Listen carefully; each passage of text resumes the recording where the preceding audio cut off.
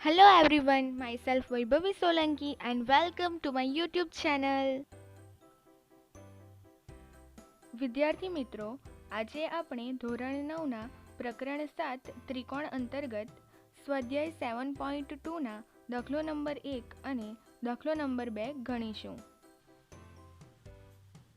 સ્વાધ્યાય 7.2 દાખલો નંબર 1, જેમાં AB બરાબર AC હોય તેવા સમદ્વિ બાજુ ત્રિકોણ ABCમાં ખૂણો B અને ખૂણો Cના દ્વિભાજકો એકબીજાને O માં છેદે છે. A અને O ને જોડો અને સાબિત કરો કે OB બરાબર OC અને OAA ખૂણા A નો દ્વિભાજક છે. અહીં ત્રિકોણ ABC આપવામાં આવ્યો છે. ખૂણો B અને ખૂણો Cના દ્વિભાજકો O માં છેદે છે. AO આપણે દોરવાનું છે અને સાબિત કરવાનું છે કે OB બરાબર OC તેમજ AO એ ખૂણા A નો દ્વિભાજક છે. સૌપ્રથમ આપણે ત્રિકોણ ABC ને ધ્યાનમાં લઈએ તો લખીએ કે ત્રિકોણ ABC માં AB બરાબર AC, AB બરાબર AC આ બે બાજુઓ સમાન છે એવું આપણને પક્ષમાં આપ્યું છે. AB બરાબર AC એટલે બાજુમાં કારણ લખીએ પક્ષ. અને ખૂણો B બરાબર ખૂણો C સમાન છે એવું આપણે લખી શકીએ અને તેથી ખૂણો ABC બરાબર ખૂણો ACB થાય. કારણ આપણે અગાઉ પ્રમેય 7.2 જોયું હતું કે સમાન બાજુની સામેના ખૂણા સરખા હોય છે.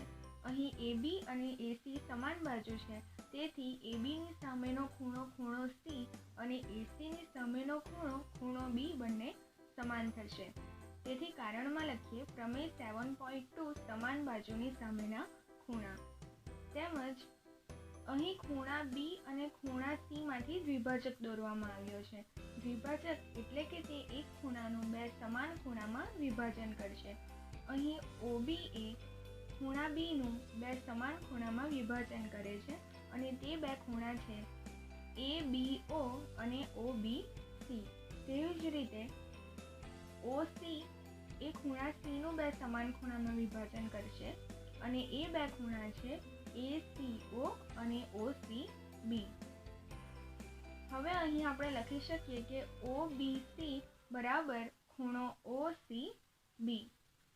ખૂણો OBC બરાબર ખૂણો OCB કારણ કે OB અને OC અનુક્રમે ખૂણા B અને ખૂણા C ના દ્વિભાજક છે અને તેથી જ OB બરાબર OC થશે. કારણ કે આપણે અગાઉ પ્રમેય 7.3 જોયું હતું કે તે 7.2 નું પ્રતિપ્રમેય છે કે સમાન ખૂણાની સામેની બાજુઓ સમાન હોય છે. અહીં ખૂણો OBC અને ખૂણો OCB સમાન છે તેથી OCB ની સામેની બાજુ OB અને ખૂણા OBC ની સામેની બાજુ OC સમાન થશે. તેથી OB બરાબર OC અને તેને આપણે સમીકરણ 1 નામ આપીએ અથવા પરિણામ 1. આપણે જે સૌપ્રથમ સાબિત કરવાનું હતું OB બરાબર OC તે અહીં સાબિત થાય છે. હવે આપણે સાબિત કરવાનું છે કે AO એ ખૂણા A નો દ્વિભાજક છે. આ જે AO છે એ ખૂણા A નો દ્વિભાજક છે. તો એના માટે આપણે બે ત્રિકોણ ધ્યાનમાં લઈએ, ત્રિકોણ ABO અને ત્રિકોણ ACO.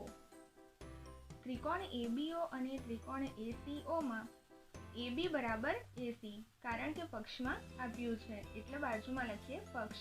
તેમજ OB બરાબર OC પરિણામ 1 પરથી અને AO બરાબર AO કારણ સામાન્ય બાજુ. આ બંને ત્રિકોણમાં AO બાજુ છે એ સામાન્ય બાજુ છે અને તે બંને ત્રિકોણો માટે સામાન્ય છે એટલે કે સમાન છે. તેથી AO બરાબર AO સામાન્ય બાજુ. હવે અહીં બે ત્રિકોણો માટે ત્રણ બાજુ સમાન છે. ત્રિકોણ ABO અને ત્રિકોણ ACO માટે AB બરાબર AC છે, OB બરાબર OC છે તેમજ AO એ સામાન્ય બાજુ છે તેથી તે પણ સમાન છે. માટે ત્રણ બાજુ સમાન હોવાથી આપણે કહી શકીએ કે આ બંને ત્રિકોણો એકરૂપ ત્રિકોણ છે. માટે ત્રિકોણ AOB એકરૂપ ત્રિકોણ AOC, કારણ કે બા શરત ત્રણેય બાજુ સમાન. અને તેથી આપણે લખી શકીએ કે ખૂણો BAO બરાબર ખૂણો CAO, કારણ CPCT એકરૂપ ત્રિકોણના અનુરૂપ અંગો. આમ અહીં ખૂણો BAO અને ખૂણો CAO સમાન છે, એટલે કે આ ખૂણો અને આ ખૂણો સમાન છે. આ ખૂણા ક્યારે સમાન હોય? જ્યારે AO એ ખૂણા એનો દ્વિભાજક હોય. તેથી આપણે જે સાબિત કરવાનું છે કે AO એ ખૂણા એનો દ્વિભાજક છે, એ અહીં સાબિત થાય છે. તો આપણે લખીએ કે આમ OA એ ખૂણા એનો દ્વિભાજક છે. દાખલો નંબર 2. ત્રિકોણ ABC માં AD એ BC નો લંબ દ્વિભાજક છે. તો સાબિત કરો કે જેમાં AB બરાબર AC હોય તેવો સમદ્વિબાજુ ત્રિકોણ છે. આપણે સાબિત કરવાનું છે કે ત્રિકોણ ABC એ સમદ્વિબાજુ ત્રિકોણ છે અને એ માટે AB અને AC બાજુઓ સમાન છે એવું આપણે સાબિત કરવાનું છે. અહીં ત્રિકોણ ABC આપવામાં આવ્યો છે અને AD એ BC નો લંબ દ્વિભાજક છે.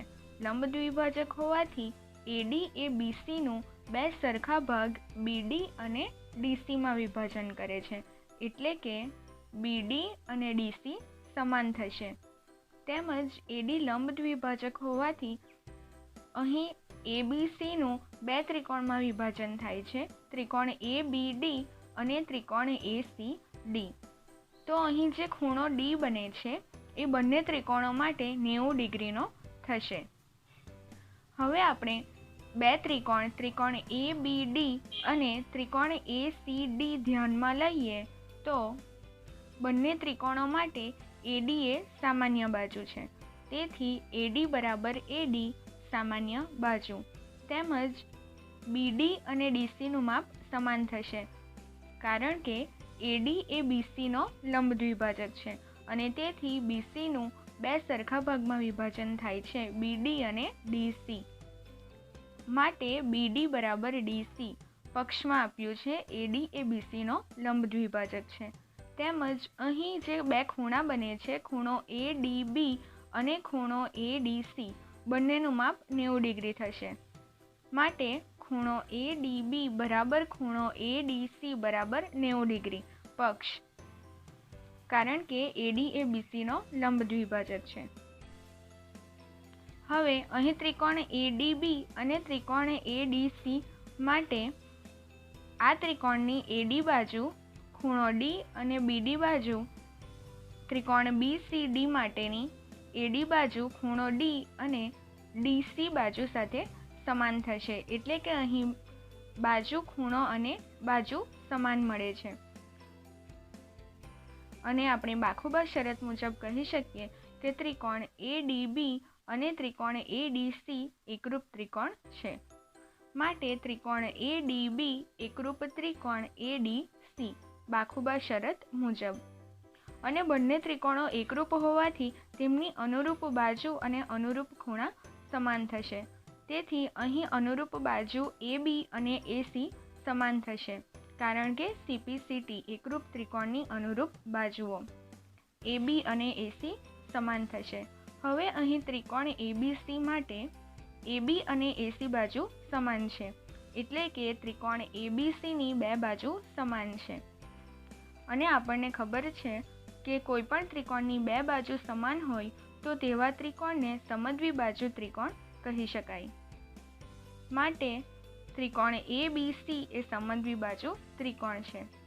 જે આપણે અહીં સાબિત કરવાનું હતું કે ત્રિકોણ ABC એ સમદ્વિબાજુ ત્રિકોણ છે, તે અહીં સાબિત થાય છે.